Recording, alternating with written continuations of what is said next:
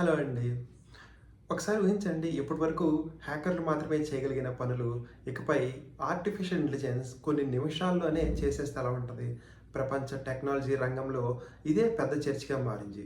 తాజాగా Anthropic company cloud మెథోస్‌ను అత్యంత శక్తివంతమైన ఏఐ టూల్‌గా ప్రకటించింది.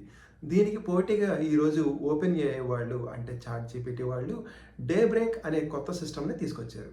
ఓపెన్ ఏఐ సీఈఓ శామ్ మాట్లాడుతూ సైబర్ సెక్యూరిటీ రంగంలో ఏఐ భవిష్యత్తులో చాలా కీలక పాత్రగా మారనుంది. కంపెనీలు హ్యాకింగ్ నుంచి కాపాడేందుకు మేము కొత్త టెక్నాలజీస్ అభివృద్ధి చేస్తున్నామని ఆయన ఈరోజు చెప్పారు. అసలు ఈ క్లౌడ్ మిథోస్ అంటే ఏమిటి? సాధారణంగా ఒక కంప్యూటర్ లేదా మొబైల్‌లో చిన్న చిన్న భద్రతా లోపాలు ఉంటే వాటిని వల్నరబిలిటీస్ అంటారు. ఉదాహరణకు ఇంటి తలుపులు చిన్న లాక్ బలహీనంగా ఉంటే దొంగలు ఎలా లోపలికి రావచ్చో, అలాగే కంప్యూటర్‌లో చిన్న చిన్న లోపాలు ఉంటే హ్యాకర్లు దాడి చేయొచ్చు. ఈ లోపాలు కనిపెట్టడంలో క్లౌడ్ మిథోస్ చాలా తెలివిగా పనిచేస్తుంది. ఆశ్చర్యకర విషయం ఏంటంటే 27 ఏళ్ల పాత కంప్యూటర్ సిస్టమ్స్‌లో కూడా నిపుణులు గుర్తించని లోపాలు కూడా ఇది కనుక్కోగలదు.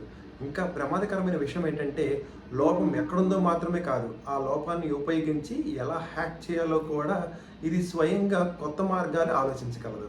అంటే ఒక తాళం బలహీనంగా ఉందని చెప్పడమే కాదు, దాన్ని ఎలా విరగదీయాలో కూడా నేర్పించే స్థాయిలో ఈరోజు ఏఐ పనిచేస్తుంది.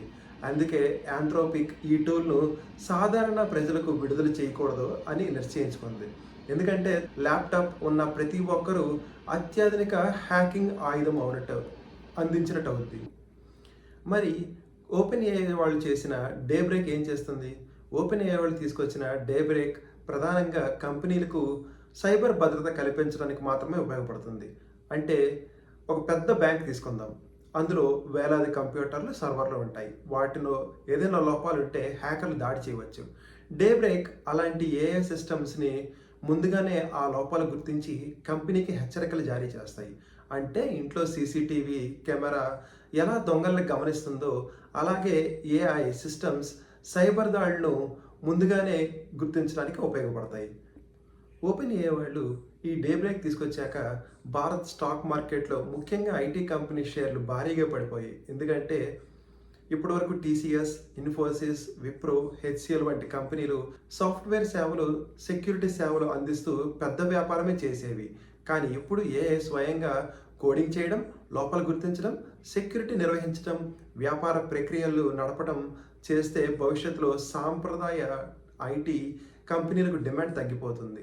ఇక చివరగా ఏఐ ఇప్పుడు కేవలం చాట్ చేయడం మాత్రమే కాదు, ఫోటోలు తయారు చేయడం మాత్రమే కాదు, ఇది సైబర్ సెక్యూరిటీ, కోడింగ్, వ్యాపార నిర్వహణ వంటి రంగాల్లో వేగంగా అడుగులు వేస్తుంది.